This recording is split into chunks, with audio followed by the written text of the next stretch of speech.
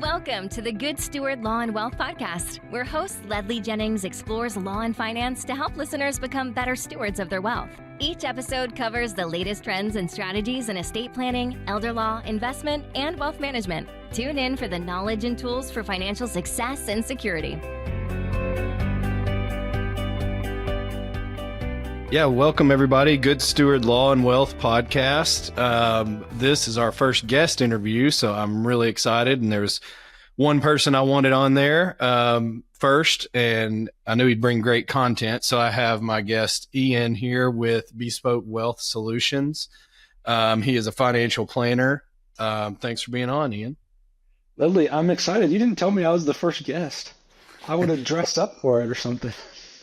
Oh, you always have the best suits, so that's one thing I look forward to is what kind of suit does Ian have today? It's always good. I take this bespoke thing really seriously, Ledly. So I hear you. And I wanted to have Ian on because I really don't know exactly how we met. I know it was through Twitter. Just you can learn all kinds of things on Twitter. And I was in there in an active community. There's a lot of people that talk about financial advising, tax stuff, small business stuff, like that type of thing. And then Ian's name kept popping up with some creative, awesome content. And then I clicked on it. And sure enough, he was from Northwest Arkansas, and we live in Arkansas. So eventually that resulted in us actually connecting in person. And then since then, we've worked with some clients together. We've done a couple wine seminars together. right. I really wanted to have him on just to talk about a lot of the stuff that blew my mind, just the more I've talked with Ian about stuff I've never thought about. And I like to start it off. Usually I say, what is something that excites you in your personal life right now? But for you, I wanted to know what new wine is exciting you right now that you're just really recently discovered and are excited about. I am such a wine snob. It's not that I don't like sharing. It's just I love to share with people that appreciate it. So I've got to say I really enjoy champagne right now. Bubbles, specifically champagne. I think it's so interesting. But I'm going to add a second one just as a caveat, because I've been drinking a lot of Pinot Noir recently. And I really, really enjoy it. Particularly Pinot Noir from Germany. This may surprise some people. But German Pinot Noir is called Spätburgunder, which is such a good fun thing to say. You can kind of lean into it there, Spätburgunder. But I've been loving some Spätburgunder recently. If I can find it, that's what I like. So I'm going to trust you didn't just make up that word, but I didn't. That's one of those fun German words like Schadenfreude, which is just a good one. We'll talk about that one later as we go along.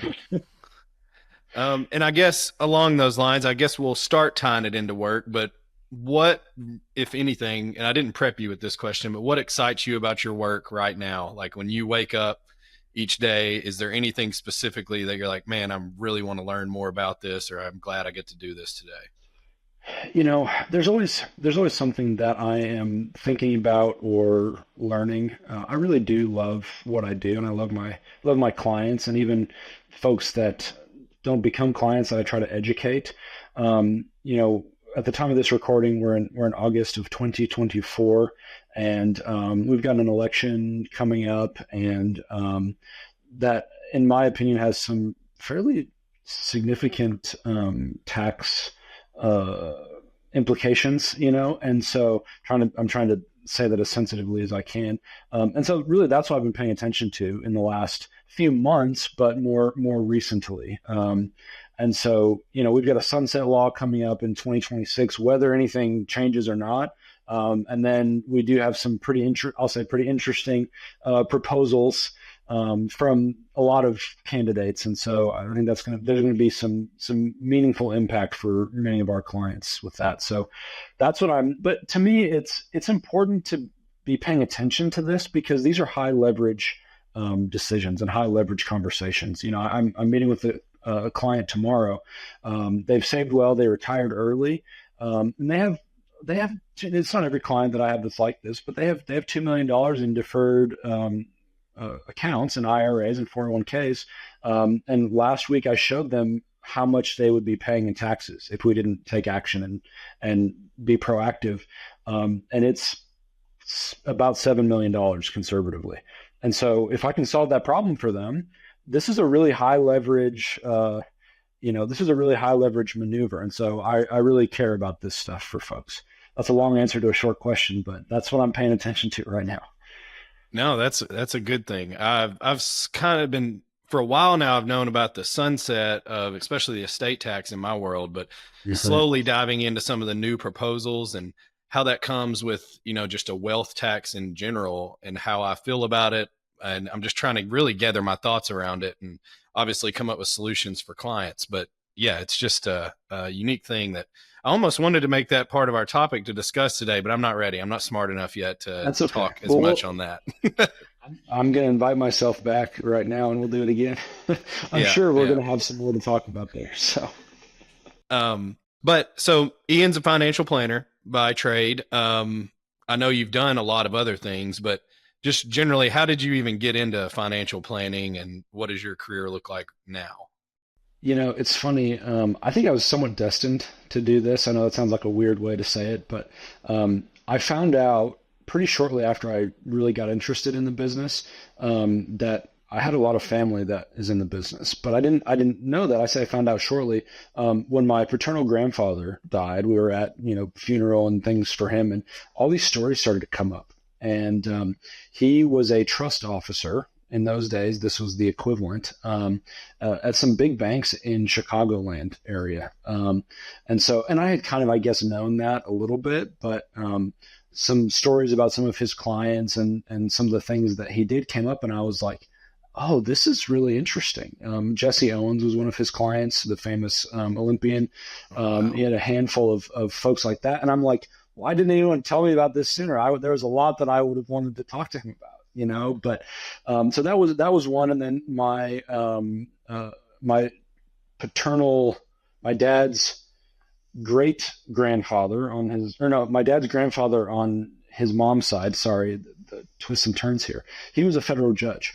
And he held the IRS in contempt of court in the 60s for what he thought was bullying an immigrant. And so I grew up hearing that story and fined him $250,000 in the early 60s is how I understand it.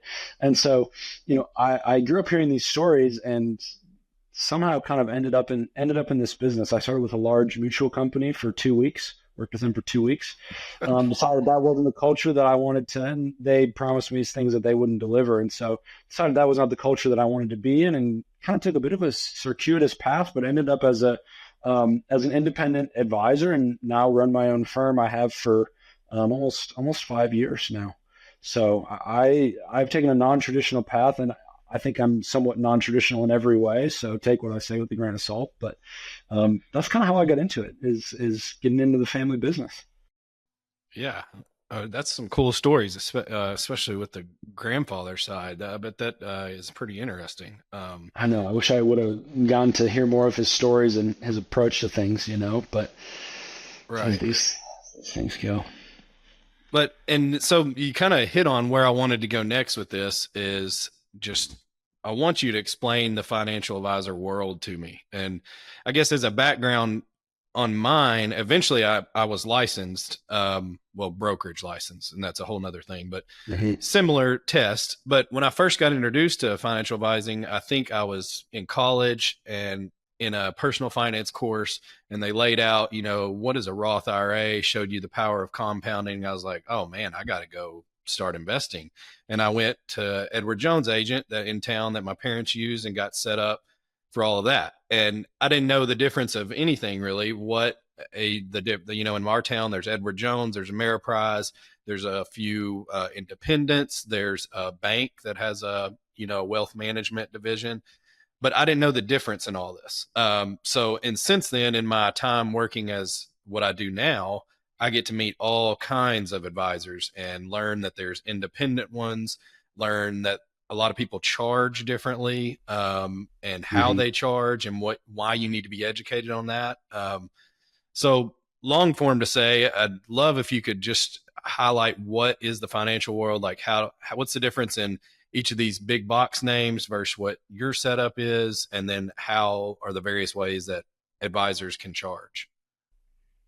I will do as much as I can as fast as I can.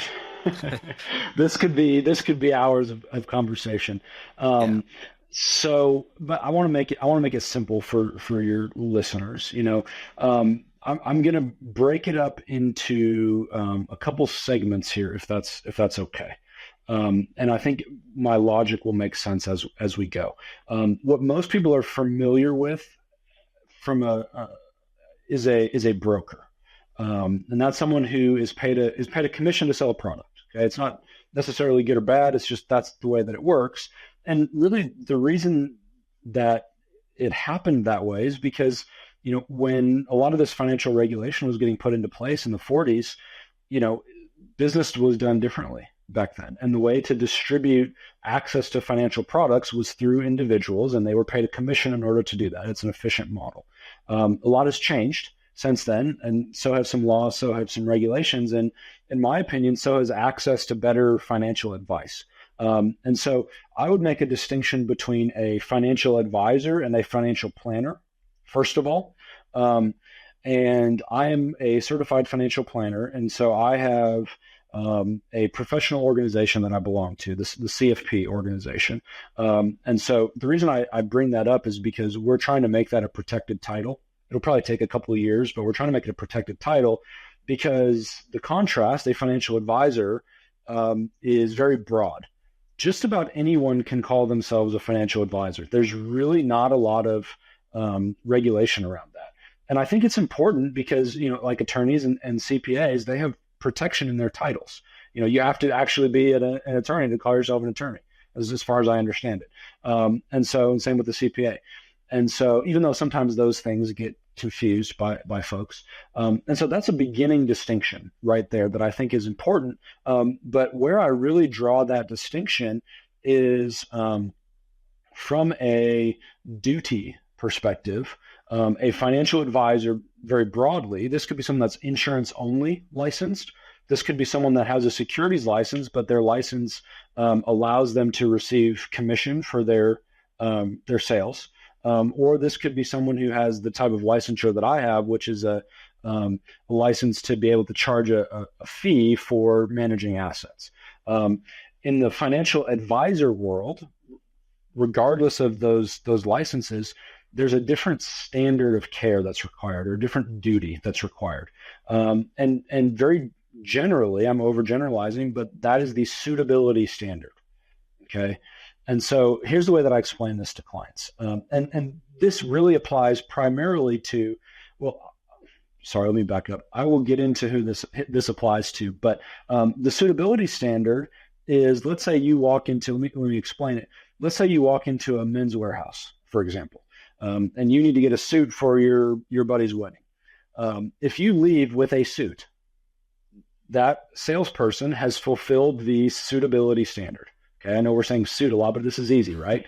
Now, on my side of the aisle, as a certified financial planner, regardless of the type of licensure, I am a fiduciary. I act as a fiduciary at all times. And that means that I have to act in the best interest of the client, and I have to manage and disclose any material conflicts of interest. Okay, and so that's a huge thing, and that's the standard of care. I noticed that you're calling the show the Good Steward podcast, which I love that language.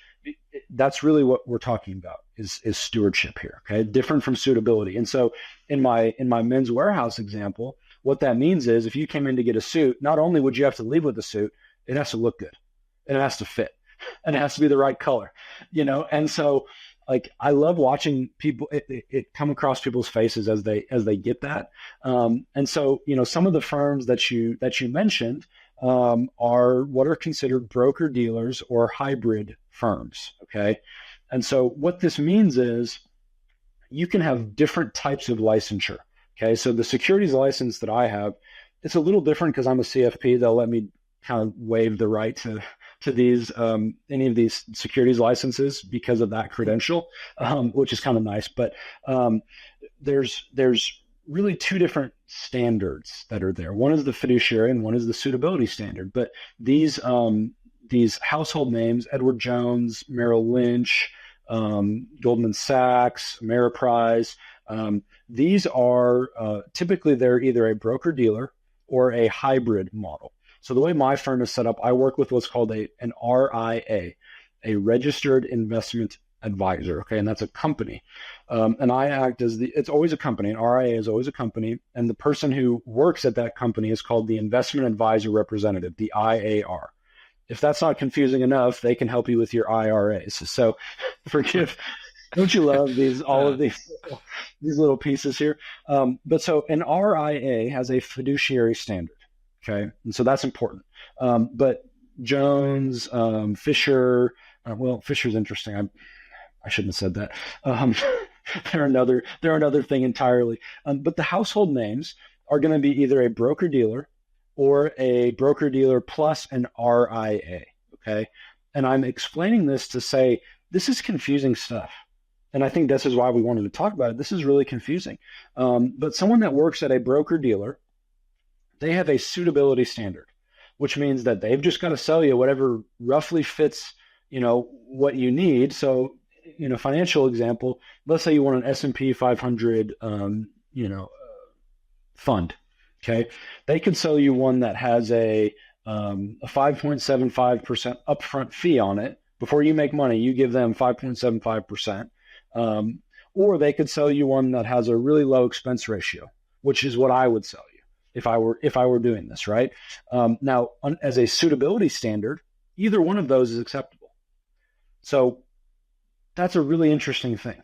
And so these hybrids that have both a broker dealer and an RIA, the client, it's technically they're supposed to disclose when they're acting in what capacity, but which client is reading this paperwork and who understands this? And so this is a big challenge. And what we're driving at here is the conflicts of interest that are involved. And this is what I think is important. And so the reason that I have set my firm up and the way that I do business the way that I do, bringing this around to your other question, is I am not willing to accept anyone else's input on what I recommend to a client. And that's kind of an interesting way to say it, but I will always do what's right for the client for no other reason than it's the right thing to do. Well, I guess for one other reason, I'm selfish. I really want to sleep good at night, and I have no reason, I want to be in this business for a long time because I love taking care of people. And so that's why I do this. And I don't want anyone else to tell me what I can or cannot recommend to a client. And so I'm independent for that reason. And my business is structured that way for that reason. Other firms, some of the firms that you've mentioned, the advisor, while they're always a nice guy, this is what everyone always says, their advisor's a really great guy. And of course they are, right? This is the job, is building relationships and selling stuff. Of course they're nice. But they have a different duty. And this is what I'm going to argue is that if you're an employee of a company, your duty is to your principal, who is the company. And so this area of who is acting in whose best interest and what the conflicts are get really, really murky. And technically, especially in these hybrid firms, they're technically required to disclose when they're acting in a brokerage capacity and when they're acting in an RIA capacity.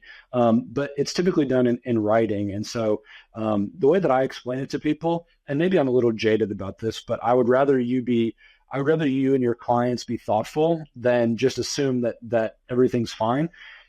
What advisor is going to sit there and tell you they're not a fiduciary when they're trying to get you to sign on the dotted line? Now, I say that, and I actually have someone that I have visited with. They have not signed with me, but they told me that their advisor told them they're not a fiduciary, which I found to be fascinating. That's the first time I've heard that. But so it's somewhat food for thought. But things that are permissible in the broker-dealer world is they'll typically have a handful of different funds. So there is someone might listen to this and write you an email and say, well, Reg BI that was put into place, regulation best interest, was supposed to bring everyone up to a fiduciary standard. Yeah, but I can drive a bus through that. And here's how it works. So this was put into place a couple of years ago. They've been litigating this stuff for the last few years. And so I'm trying to talk conceptually because there's nuance, but your clients don't care about this. But the way that the broker dealers get around this, they're supposed to have a fiduciary standard. Okay. Well, not really. They're supposed to have a best interest standard. Isn't that interesting? And best interest, think about it this way. So like, let's say one of the firms that you mentioned earlier that rhymes with, well, never mind, but you can put it together. What they'll have is they'll have a list of different options for you. Like when I review, for example, I'm talking about a different firm. When I review an Edward Jones portfolio, I know exactly what I'm going to see. There's about 10 fund companies that they primarily recommend. And this is a fun thing for your clients to look up. You can look up the Edward Jones revenue sharing disclosure. This is really a good one. You just find it on the website. They get additional compensation above and beyond what they're going to normally pay their agents of about $60 million a year. Edward Jones does. And it breaks down by fund family how much they pay in additional fees and expenses. Can you guess which ones I see the most often, Ledly? The ones that probably pay better. Surprise! That's what we see. And so Reg BI, what that did is it said, hey, when you're acting in a broker capacity, the broker dealer, they're supposed to act in the best interest of the client. That sounds great. That sounds great when we talk about it.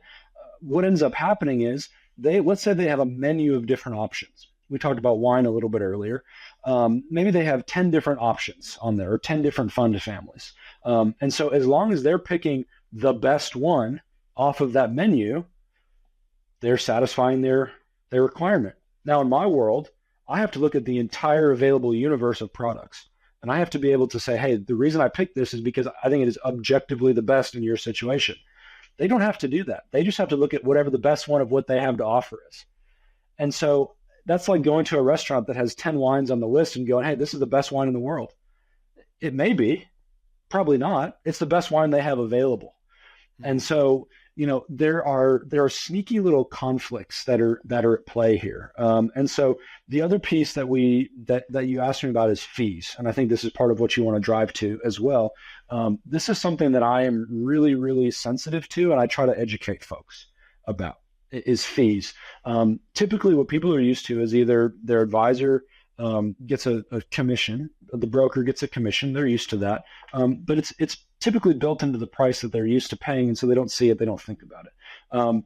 Another common way that fees are charged is as a percentage of assets under management. Okay.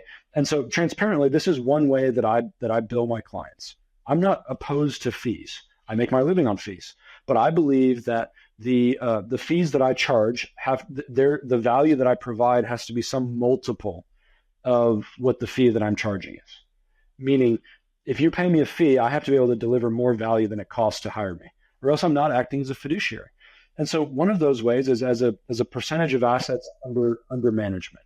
And where that gets interesting is the human brain for average normal people, it doesn't translate dollars to percentages very well.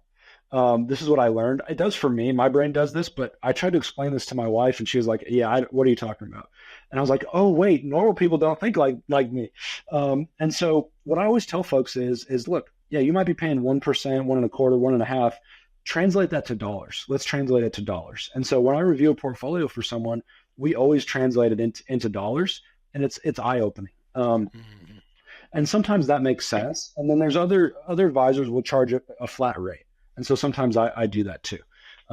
There's a lot there. I'm sorry. I tried to condense as much as I could into a short period, but is that kind of the direction you were wanting to go? Yeah, that's exactly it. And I made a lot of notes for me to look into afterward, but also a few follow-ups on that. So like when I pay my IRAs with an advisor, I'm sure they tell me. I don't even know what they charge. It's just taken out of my account whenever they take it out. And so I never see the money. Yes. But say, and I think you work with clients this way, say they don't even have the money with you. Like you're not managing the money. You're just providing a financial plan for them. Yes. When you charge on that, does that just, you send them an invoice and say, I'll give you a plan for this fee? Is that That's how right. it works? Yeah. So there are some cases where I do that, and think of it as a consulting agreement, and so I bill in both ways depending on what the client needs. And so that's one reason I call my firm Bespoke Wealth, is because I don't do anything cookie cutter. I can't do it. It's just, it is not in my being to do that. And so it's taken me a while to get to the point where I can, and I'm able to, from a compliance and just a business perspective. But I build a plan that's customized to what the client needs. So some of my clients, I bill for assets under management, and I do pull it out of the fees that we bill. And for them, that's convenient and it makes sense, and it's an agreed upon rate, and they understand it. But even in that case, what I do is I break out what that fee is, and I translate it to dollars. And I go, look, this is what you're paying me in dollars and cents. Because to me, transparency is so important. And it lets me actually really showcase my value, I think. It's like, look, let's say you paid me $10,000, and I save you $250,000 in taxes. That's a really good ROI, And so I like to be able to show that.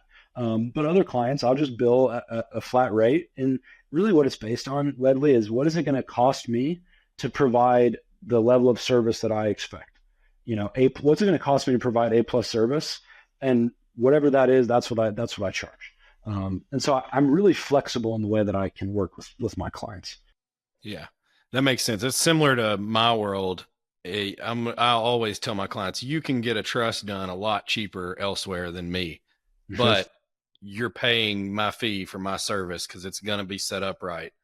And you said sleep well at night. That's a lot of, I've got to know, because I work in a community and they're going to know how to find me. I've got to know that whatever I recommend and set up is going to be done right. And when someone passes away and the kids come calling, then it's actually taken care of.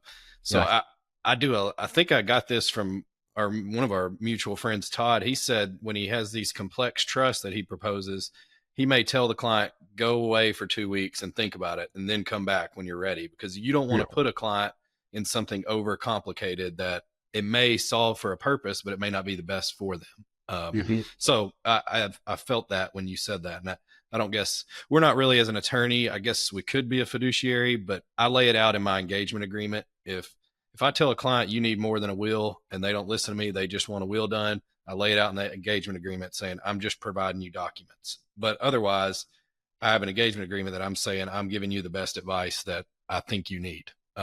So it's huge. Similar. And I think people overlook how important that is. And they just, I think on average, people assume that the people they're interacting with, especially if it's community members, right, are good, honest, hardworking people. And most of the time they are, right? But I don't know that it's fair to assume that, if it's okay if I say that. And it's like the way that I've always heard it said, and maybe this is something you're familiar with, is, I have a lock on my front door. And it's not because I don't trust my neighbors. I'm just keeping everybody honest. And I think it's kind of the same thing, but to your point about our mutual friend, another one that he says, and this is my philosophy, and I think yours too, is he goes, I'm not going to remember to duck you in Walmart. I'm not going to remember if I see you to go in the other aisle. So I'm just going to do everything right the first time and not have to worry about it. Yeah, that's a great point. And yeah, all that to say, mainly on the fee, I wanted to bring it out that clients just need to be aware of how people are incentivized. I think it was Charlie Munger that said, if you show me an incentive, I can show you an outcome. So if you know how someone's incentivized and why they're recommending something, then yeah, it's just important to know that there's other ways out there. And it's true. And I think what should be an eye-opening experience for your clients and anyone that listens to this is, if you've worked with an advisor for a long time, and I would trust, if you did, that you have a great relationship with them. And I would expect that. But I don't think it's unreasonable to go, hey, can you outline for me, send an email. Can you outline for me, what are the fees and expenses that I'm paying for your service? Just want to make sure I understand it all. Watch how fast that phone rings, and it'll be an interesting experience to see how that's recounted to you. And a step further, go, hey, can we translate that to dollars and cents? I just want to make sure I'm paying attention to everything. I'm doing a review of my finances. Boy, you're going to get high touch service for the next 3 months. I promise you that. Yeah. All right. Quick question. You said low expense ratio in a lot of the things you recommend. does that mean like each little fund that you put clients' money in, they have expenses associated? So you try to pick out ones that are lower expense, because that's kind of a hidden cost that people don't think about. That is, yeah. And there's a whole other discussion about active versus sort of passive. Most people are used to mutual funds, and mutual funds, they're a basket of securities, sometimes stocks, sometimes bonds, other, real estate. And there's generally two philosophies that are approached. One is the active management, which means there's a person somewhere at a desk that is picking what investments are in this fund. And so when you invest in that fund, when you buy those shares, you're getting a percentage of all of those, a little slice of that pie. And ultimately, the active manager is going to be more expensive than not. And so the other alternative is something like an index. And I'm not making any recommendations here. There's other nuance to talk about. But an index is it's a group of stocks that we can track. Really, indexes were designed to create a benchmark. I do something a little bit different than indexing, but they're designed to create a benchmark for the active manager. And so they're going to be less expensive because there's not as much trading that's involved. And so to your point, there are internal expenses in the products, whether it's mutual funds, ETFs, annuities. Variable annuities is a really big one. There's a lot of fees and expenses in here. And so that's another piece that you have to be aware of, because you may be paying your advisor a percentage of assets under management, but you're also probably, almost in every circumstance, you're also paying internal expenses to the fund manager. And so sometimes those can be, can all add up to 2+%, and that's expensive. And so we need to understand that as well. Yeah. I remember, I forget, you reviewed something for maybe as a mutual client, and you just saw a lot of overlap. Like you have this in your IRA, but you also have this in your 401k or something like that. It was just the same exact funds. Therefore, you're paying double the expenses for the same thing. This is another issue, and I'll hit it briefly, but when I review a portfolio, and I gave the example of a particular company earlier who tends to recommend a certain set of fund families, right?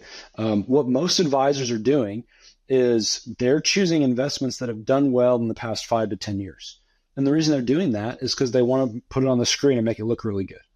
Now, at the bottom, they're going to say past performance is not indicative of future returns, right? That's what everyone's always going to say. But it's interesting that that's how the recommendations are made. And so what people miss is that, over the last 12, 13 years, we've been in a record bull run, the longest bull run for large U.S. companies in the history, to my knowledge, at least in the past 50 years. We've had outsized returns from large U.S. companies. And so what happens is when I review portfolios, people's portfolios look like a bunch of those funds. And really, if we dig in deeper, there's really, like in the past 10 years, like 6 or 7 companies that have driven the bulk of that performance. Your Facebook, your Apple, your Meta, your I guess I said a couple of those twice, your Netflix, your Nvidia now, right?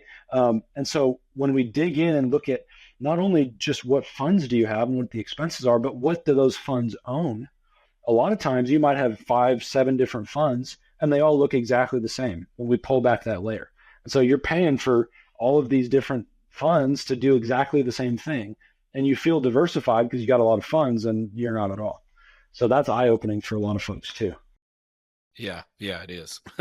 All right, we could talk about this all day, but I wanted to let you flex your chops a little bit on what you're really good at. So ideally, my clients are people that have been successful at some point in their life, and they've made it. They've got to retirement, or they're set up to where they will have a good retirement, whether that's in a work retirement account or IRA, or they own a business that they're liquidating and can retire off that. And one thing you mentioned when we were talking about different things we wanted to hit on was, what do you do in retirement? And some people think that, you're just pulling out money, spending it. But you mentioned there's stuff you like to talk about tax-wise in retirement and investing in retirement. So you can take either one of those and run with it. I don't even know what my options are with that. I know it sounds like something that I'd never thought about before. There's a lot to talk about there. I think the way that I will try to frame it is, in my view, I'm really focused on trying to simplify things for people, because I think that's that's the best outcome, is if I can make something really simple for you that you understand, then you can make a good decision about it. And so, I look at the phases of someone's financial life as there's 3 different phases. There's the accumulation phase. This is when you're younger, you're building up a pile of assets. Okay. You're building up a nest egg. Is sometimes the term that's used. Then there's the preservation and distribution phase. Okay. So that's the second phase, which we typically call retirement. How do we turn that asset or those assets, whether it's a business, whether it's a 401k, an IRA, pension is kind of done for you a little bit, or real estate. How do we turn that into income? Because really the question of retirement is, when can you live off of your investments? When can your assets cover your expenses to where you can work on your own terms? And then there's a final phase. So we've got the accumulation phase, the preservation and distribution phase, which I'll talk about why I use that language. And then what I think you'll love this, what I call the legacy phase, which is if you get to the point where you're not going to spend all your money in the preservation and distribution phase, which is really the clients that we're talking about, and we'll talk about why, that money is going to go somewhere. And if we're not careful, it's going to go to our friends in Washington. And I'm going to submit to you that that's poor planning, and that's actually not good stewardship. I'll say it that strongly. And so I break it up into these 3 phases because the skills and the questions and the things that we need to pay attention to are different in each phase. And so, I specialize in the second 2 phases. I can do all of them really well. I mean, I guess this is the one moment I'll kind of toot my own horn here. Humble brag. Okay. But to me, the highest leverage is in the last 2 for 99% of people, the preservation and distribution phase. And a big part of that is taxes. And another part of that is investments. Because if people are not careful, taxes are going to be maybe their biggest expense in retirement. And I think that surprises people. But at the same time, when I educate them about how the system works, they're shocked. And then same with the legacy phase. Taxes can be a really big impact. We kind of touched this briefly with the state taxes, but a lot of advisors and I think frankly a lot of attorneys are asleep at the wheel on this right now. And if we're not careful, we're going to see the middle class evaporate pretty quickly. Some of the stuff that they're talking about. And so when it comes to retirement, that preservation and distribution phase, it's a different skill set than the accumulation phase. Accumulation phase is, how do we use excess cash flow to be able to buy assets that are going to grow? How do we buy, whether it's stocks or mutual funds or whatever, or real estate? The idea is it's going to be worth more tomorrow than it is today. Pretty straightforward. And really the metric that we use is what's our return on investment? Or what are our returns, or typically how we look at it is, what's the annualized rate of return on average over that period, right? Maybe it's 8%, okay? Which is great because we have a long timeline. We want to get that number as high as we can. Now, when we get into the preservation and distribution phase, what most people call retirement, the game changes. We're not as concerned about what the average rate of return is. We're more concerned about when the timing of those returns, because we could have a 10% return in one year, a negative 10% in another year, and be up 30% in the third year. We got an average of about a 10% return. I think my math's right there, making up in my head. But when you're in retirement, preservation and distribution, that's an important word there. The timing of those returns is more important than what the actual returns are. And the reason is there's a particular risk that's called sequence of returns risk, which simply means that if you have to sell your assets, whether it's a business, whether it's your stock portfolio, whether it's your real estate, if you have to sell that to create income, the price that you sell it at really, really matters. Whereas in the accumulation phase, really the price doesn't matter as long as the average return is high enough. And so that's a huge thing. And getting that wrong can devastate your retirement. Now, my approach is let's figure out, first thing we need to figure out is how we're going to create income in retirement, how we're going to turn those assets into income. The second phase is how do we not get killed on taxes when we do that? And then the third is how do we address things like long-term care? And that order of operations, in my opinion, is really important because if you run out of money, you're not going to have a tax problem. If I can just say it, if I can say it that directly, right? So it's a triage situation. How do we make sure that you don't run out of money so that, we can then address the tax issue? And that opens this whole other can of worms with stuff like Social Security, different types of taxes. Most people don't realize Social Security is taxable, and the combination of ingredients that determine the tax rate is pretty complex. I'll give your listeners a good, especially if you're approaching retirement. This is the one question test for your advisor. Okay. And the way that I say it, well, I'll give you two, but don't do this in email. Okay. Do it in your next in-person meeting. Okay. And I'm being mean to some advisors, but I really care that you get this right. So when you're sitting down with your advisor, they're gonna pull out the portfolio. You're gonna look at it. They're gonna say this structure did this and this did that and blah blah blah. And it's like they're dazzling you with a bunch of nonsense most of the time. Sorry, other advisors should do this. And then go, hey, Steve, I got a question. I hope no one's advisor's name is Steve, but Steve, got a question. How is provisional income going to affect me in retirement? Just say those words. We probably put in the show notes or something, but how is provisional income going to affect me in retirement? And if your advisor goes blank and then goes red and then gets scared, it's time to shop for a new advisor. Okay, I don't care how nice they are, because provisional income is the calculation that determines how much of your Social Security is taxable in retirement. And if they're honest, they're going to say, I don't really do much with taxes. And I find that to be shocking, because that's like 50% of the equation. And so, when we're starting to figure out how do we create income in retirement, Social Security is a huge piece of this. And if Social Security becomes taxable in your retirement, that can be 15% more expensive than people plan for. And that really adds up over time.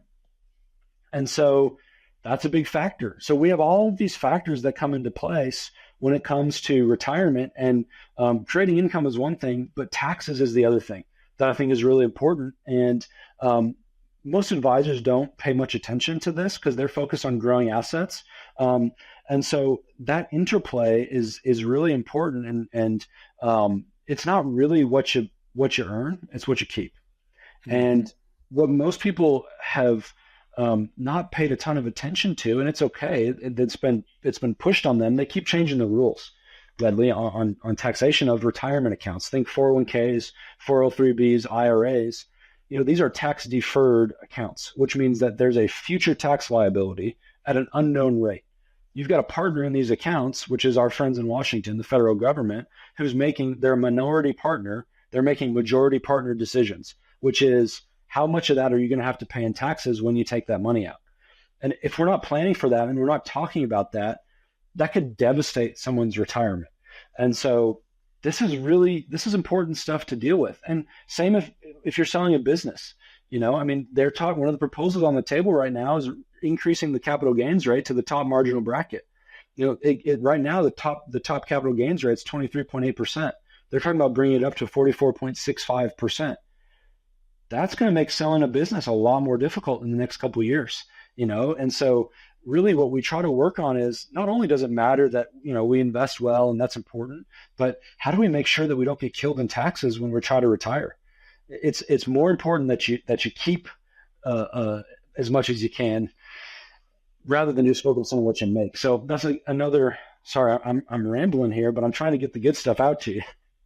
I know there's just so much that I want to talk about, but that's exactly what I wanted to get at, was it's all about what you keep. So if someone is looking at your whole picture rather than just solving for one issue, you're solving for the whole picture of the client, which I like. And you are right that everything changes with Secure 2.0. I mean, I've just been reading that forever lately, and everything has changed. And it's not only, it deals a lot with my world is the trust, inheriting in a trust. You've got to figure out how to make that most tax efficient, especially with IRAs. That's a huge thing. That's that legacy phase that we were talking about. Exactly. And that's probably one of my next things that we're going to deep dive in is IRAs as it gets to the legacy phase. So I definitely want to talk about that more. But we'll have Ian on more where we'll do some just quick hitter now that we've did this introduction. You all know him, trust him, that kind of thing.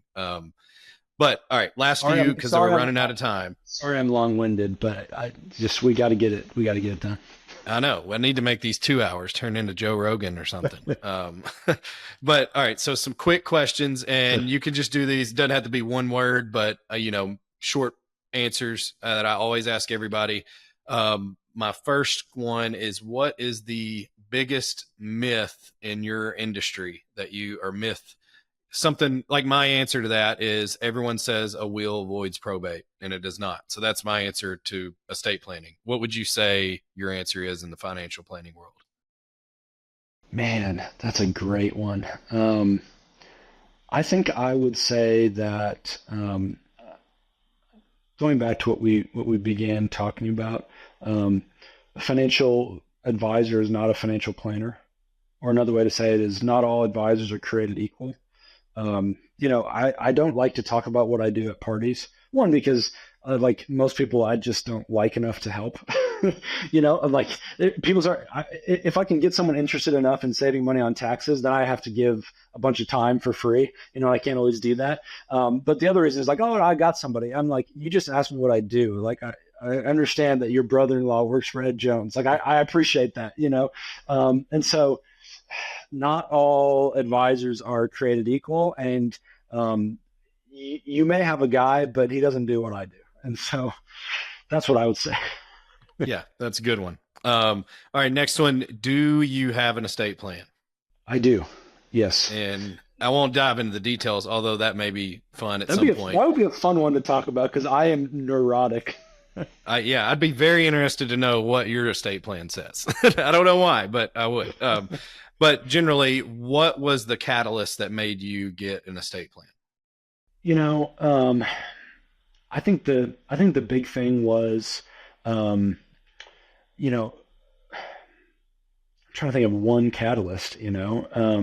I pay a lot of attention to this stuff, but I think the way that I'll answer your question is, what has driven some of my additional steps and some of the additional things I've been thinking about in my estate plan is really my kids.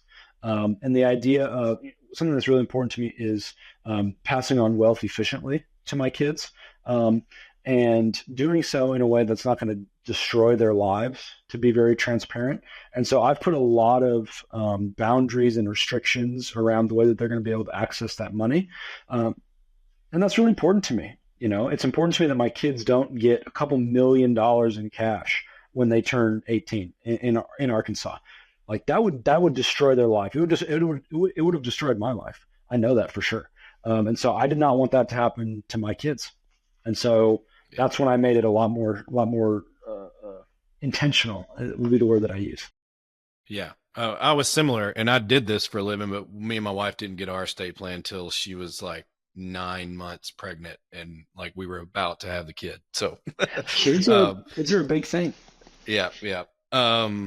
Let's see. So you hit on this perfectly. So Good Steward Law and Wealth podcast, our whole philosophy is being good stewards of what we have and everything that encompasses.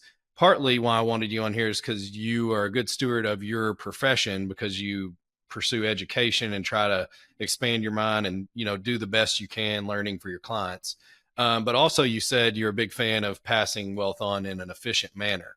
So that is the heart of being a good steward and why it relates to estate planning and financial planning. Is that something you have, just good stewardship in general? And you've already said the answer is yes, but something you've thought about before and try to apply to your client relationships? This is something that's so important to me, Ledly, and I love that we see this the same way. Sometimes folks will ask me, whether it's prospective clients or because we're young, we're about the same age, and just as a selling point to people that are thinking about hiring Ledly or I or both of us, we're going to be with you for a long time. So, you want to be getting to and through retirement with your advisors, right? But, people ask me like, are you going to continue to do this? And whether or not I need to work in a capacity in order to pay bills, and I got 3 kids, they're hungry. Okay. I got to feed them. I will always do this in some capacity because this issue of stewardship is so important to me. I think maybe the most important thing that I can help my clients work through is this issue of passing on wealth intentionally and efficiently. And the clients that I enjoy working with the most are the ones that want to do that. And I think these are the challenges that are the final frontier for my industry, for our industry really, and where they overlap, right? Is because, from a technical perspective, I can do the planning really well and technically get all that stuff right. But the statistics, and I'm sure you talk about this, 90+% of wealth is lost by the third generation. So odds are 9-1 against that if you try to leave wealth to your kids or your grandkids, very transparently, they're going to screw it up. Odds are 9-1, unless you're intentional about it. And the easy part is the technical stuff. The hard part is transferring the values and the behaviors and the why that you're doing that. And so that's where I want to spend the bulk of my life working on that for a few select clients. And I have a few select clients I do that for now. I'll get to where I have maybe 50 households that I do that for, and that'll be all that I do. So I love this topic. This is a big challenge, but it's important. Yeah. It's so important. It's everything. We're striving for the same thing, because that's what you said. I can draft trust all day. The technical side is easy to set it up in a method that passes it on. But how do you pass on the values and the knowledge and the education that would enable them to be good stewards of it? So that's the real magic in it. And we're all aiming toward that. So I could hit on all kinds of things. Hopefully we'll have Ian on where I can pick his brain on specific topics a little more down the road. But how do people find you? I know you have, I think, maybe 2 podcasts. You've got a website. You're everywhere. Twitter for entertainment and education. But how would you like people to find you? The easiest place to find me is shoot me an email. It's Ian, IAN, at justretireNow.com. I answer that pretty well. Or the website is justretireNow.com. That's probably the easiest way to find me. It's under construction right now. We're redoing that, but that's how you can find me. Or you can call Ledly, and if he likes you, he'll say, "Hey, I need you to talk to this person for me," and I'll do it because I love Ledly and his clients. But that's the easiest way to do it. Awesome. Well, I appreciate it. And that is the first guest episode in the books. Many more to come. This one will be hard to top. And thank you for listening. Well, thanks for having me, Ledly. It's always a pleasure. Thank you for tuning in to the Good Steward Law and Wealth podcast. If you're ready to take control of your financial future, visit goodstewardfirm.com to book a meeting and sign up for our newsletter.